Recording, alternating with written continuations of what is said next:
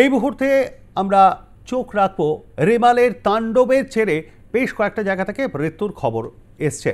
যেমন হাওড়া, এই হাওড়াতে একেবারে বাড়ির সামনেই জমা জলের কারণে বিদ্যুৎস্পৃষ্ট হয়ে মৃত্যু হয় লিলুয়া থানার অন্তর্গত সূর্যনগর ১ নম্বর কলোনির বাসিন্দার।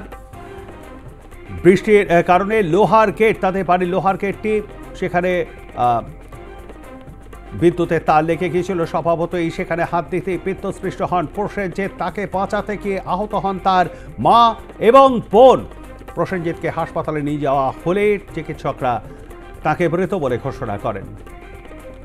আমরা এই বিষয়ে আরো বিস্তারিত জেনে নেবার চেষ্টা করব। আমাদের সঙ্গে রয়েছেন আমাদের হাওড়া জেলা প্রতিনিধি রণজিৎ। রণজিৎ, মা এবং বোন, প্রসেনজিতের মা এবং বোন কেমন আছেন? দেখো, ইতিমধ্যে কিন্তু একেবারে মর্মান্তিক ঘটনা, যেটা গতকাল ওই ঝড়ের পরে জল জমে এবং সেই জল জমার পরেই যেটা মনে করা হচ্ছে ঘরের সামনে জল জমেছিল, সেই জল থেকেই বিদ্যুৎস্পৃষ্ট হয়ে ওই যুবকের মৃত্যু এবং পাশাপাশি তার বোন এবং মা তারা কিন্তু আশঙ্কাজনক অবস্থায় ছিল। তবে ইতিমধ্যে তারা কিন্তু যেটা ডাক্তার জানিয়েছেন যে তাদের এই মুহূর্তে কিন্তু শারীরিক উন্নতি হয়েছে এবং তারা দুজনেই ভালো আছেন।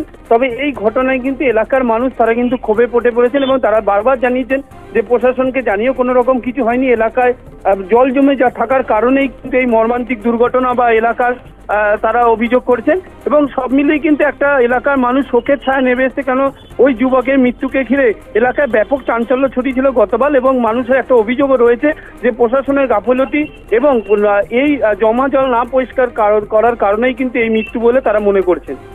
ধন্যবাদ আমাদের সঙ্গে থাকবার জন্য। কথা বলছিলাম আমাদের হাওড়া জেলা প্রতিনিধি রণজিতের সঙ্গে। চোখ রাখবো বাঁকুড়ায়, সেখানেও একটা মর্মান্তিক মৃত্যু হয়েছে। কারণ এই ঝড় বৃষ্টির জন্য কারেন্ট ছিল না, বিদ্যুৎ চলে গেছিল একটা সমস্যা এবং সেই সময়েই কিন্তু মৃত্যু হয় একজনের তার গোটাতে গিয়ে। ঠিক কীভাবে মৃত্যু হলো আমরা এই বিষয়ে বিস্তারিত জেনে নেব। আমাদের সঙ্গে রয়েছেন আমাদের প্রতিনিধি মিলন কর্মকার। মিলন, ইন্দাসে এই যুবকের কিভাবে মৃত্যু হলো?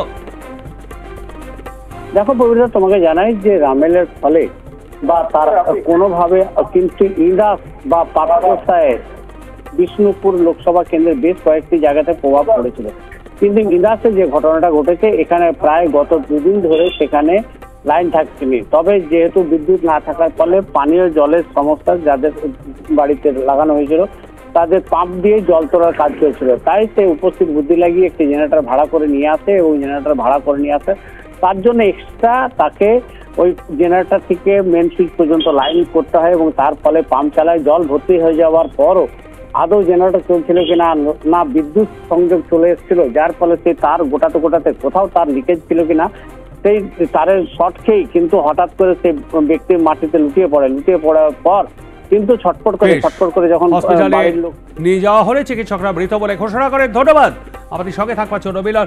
অপর একটি মৃত্যুর ঘটনাও ঘটেছে রেনাল ঘূর্ণিঝড়ের তাণ্ডবে হলদিয়ায়। 50 বছরের এক প্রৌঢ় নন্দ ঘরোইয়ের মৃত্যু হয়েছে। বাড়ির সামনে তার ঝুলছিল এবং ঝড় বৃষ্টি কমার পর সেই তারটিকে হাত দিয়ে তুলে সরাতে যেতেই সেই ইলেকট্রিকের তারে সেখানে বিদ্যুৎস্পৃষ্ট হয়ে মৃত্যু হয় 50 বছরের প্রৌঢ় নন্দ ঘরোইয়ের। ঘটনাটি হলদিয়ার দুর্গাচকের কুমার চকে।